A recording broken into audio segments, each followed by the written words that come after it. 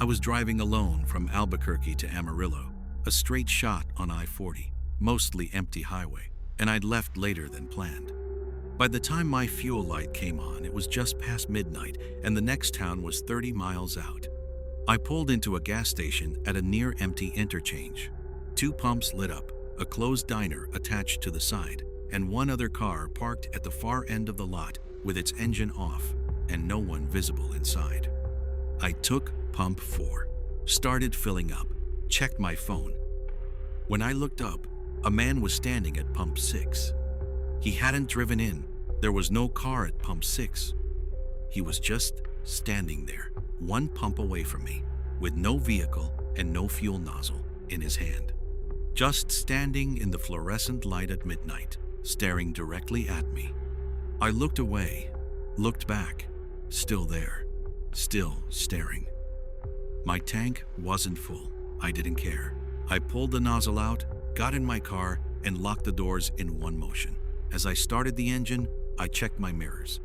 He was walking toward my car.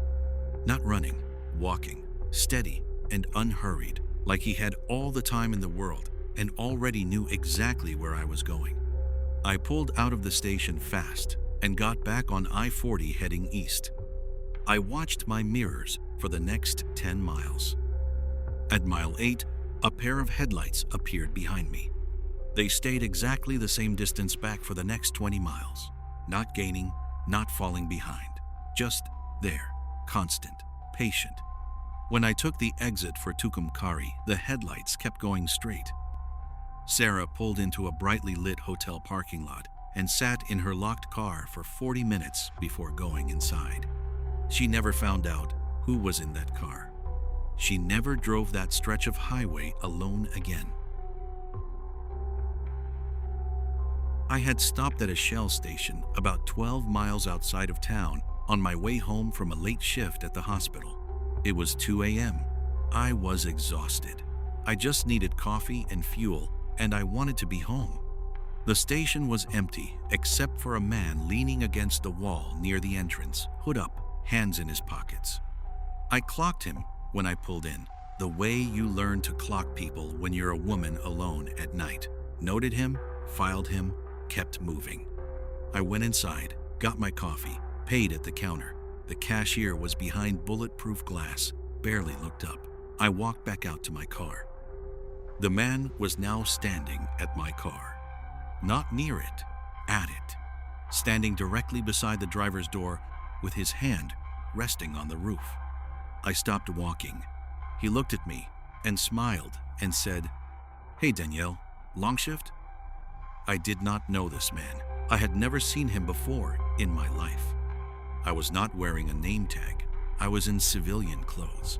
My car had no personalized plates, no decals, nothing with my name on it. He knew my name. I turned around and walked straight back into the station, told the cashier through the glass that there was a man outside at my car who knew my name, and I didn't know him. The cashier called the police without hesitation, like this wasn't the first time. I waited inside for 11 minutes until a patrol car pulled in. The man was gone. Officers checked the station's exterior camera footage. The man had been in the parking lot for over an hour before Danielle arrived. He had been filmed looking through her car windows and photographing her license plate with his phone. He was never identified. Danielle still doesn't know how he knew her name. She thinks about it every time she stops for gas. My wife and I were coming back from a wedding in Nashville. It was late, close to 1 a.m., and we'd taken a back route through rural Tennessee to avoid highway construction. Winding 2-lane roads, no streetlights, nothing open for miles.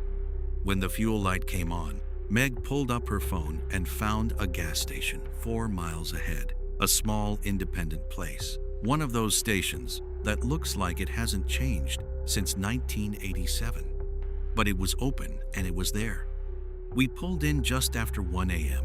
The station was empty, except for a dark blue sedan parked on the far side of the lot with its engine running and its lights off. I noticed it, but didn't think much of it. Started pumping. Meg went inside to use the restroom. The sedan didn't move, engine running, Lights off. No one visible through the windshield. Meg came back out. I mentioned the car. She glanced at it and said it was probably someone sleeping.